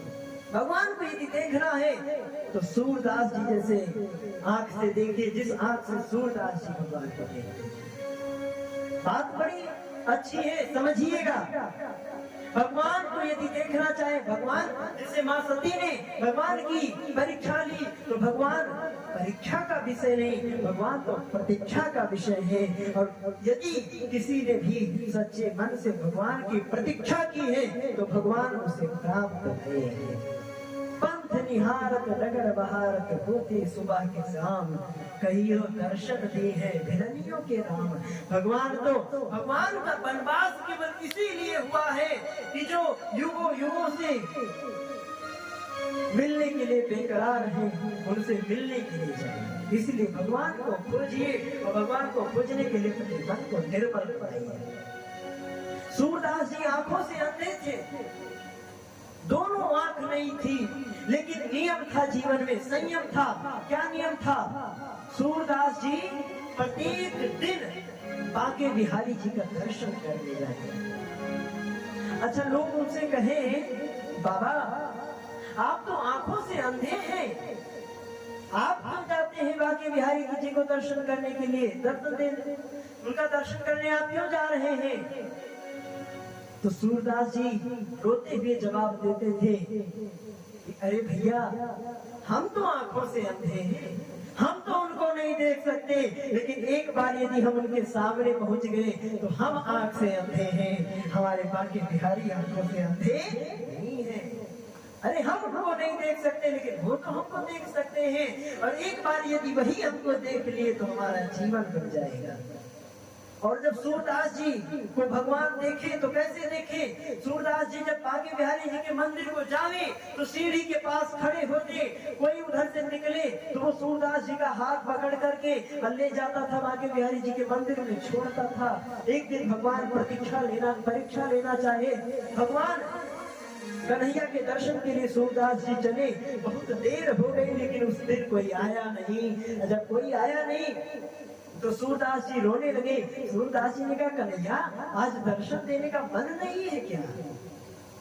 और जैसे इतना कहना था कि सूरदास जी को महसूस हुआ कि किसी की कोमल पहिया ने, किसी की नरम नरम कलैया ने, कोई मोर मुकुट बंसी वाले ने सूरदास जी के हाथों को पकड़ा है, और कोई तोतली भाषा में कह रहा है, गुरुजी चलो मैं आपको दर्शन कराता।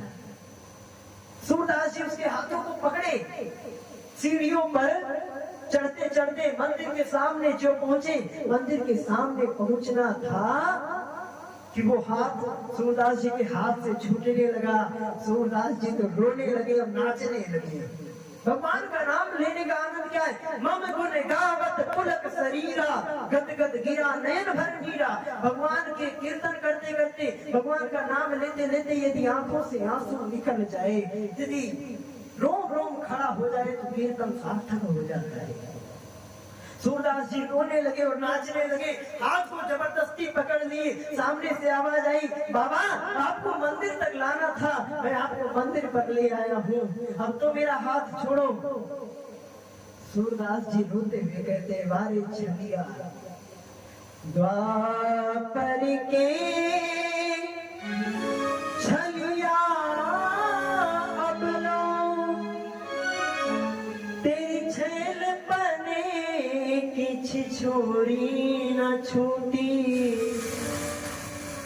काहू को काम बने बिगड़े, ब्रजराज तेरी बरजोरी न छूटी। द्वापर के छलिया अब लो, तेरी झेल बने किछ छोरी न छूटी, काहू को काम बने बिगड़े, ब्रजराज तेरी बरजोरी न छूटी। आज यही बिनवो कर जोरी, ब्रजराज तेरी यह चोरी न छूटी।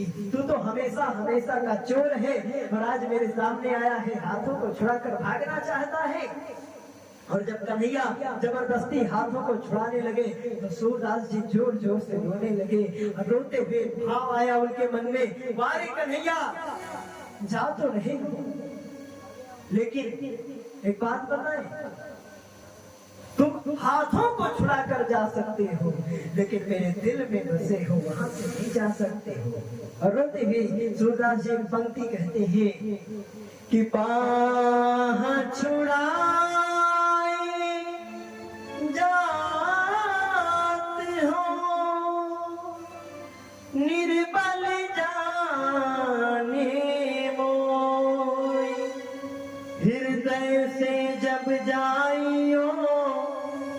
फल जानी गए तो।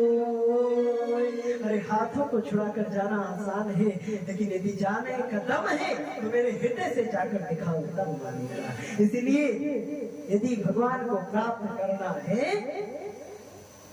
तो सूरदास जैसी वो आंधर आंखें यदि हो तो भगवान वाके बिहारी भी दौड़ कर आएंगे, हमारे राम जी भी दौड़ कर आएंगे। बोले भगवत्सल भगवान की जय। आइए हम अपनी वाणी को हम सभी विराम की तरफ लेकर चलेंगे। दो पंक्तियों के माध्यम से अपने चित्त को शुद्ध करेंगे और भगवान से कहेंगे, हे प्रभु हमको भी अपने धाम बुलाइए। कैसे? ओ मेरी बीती उमरिया सारी, मेरी बीती उमरिया सारी,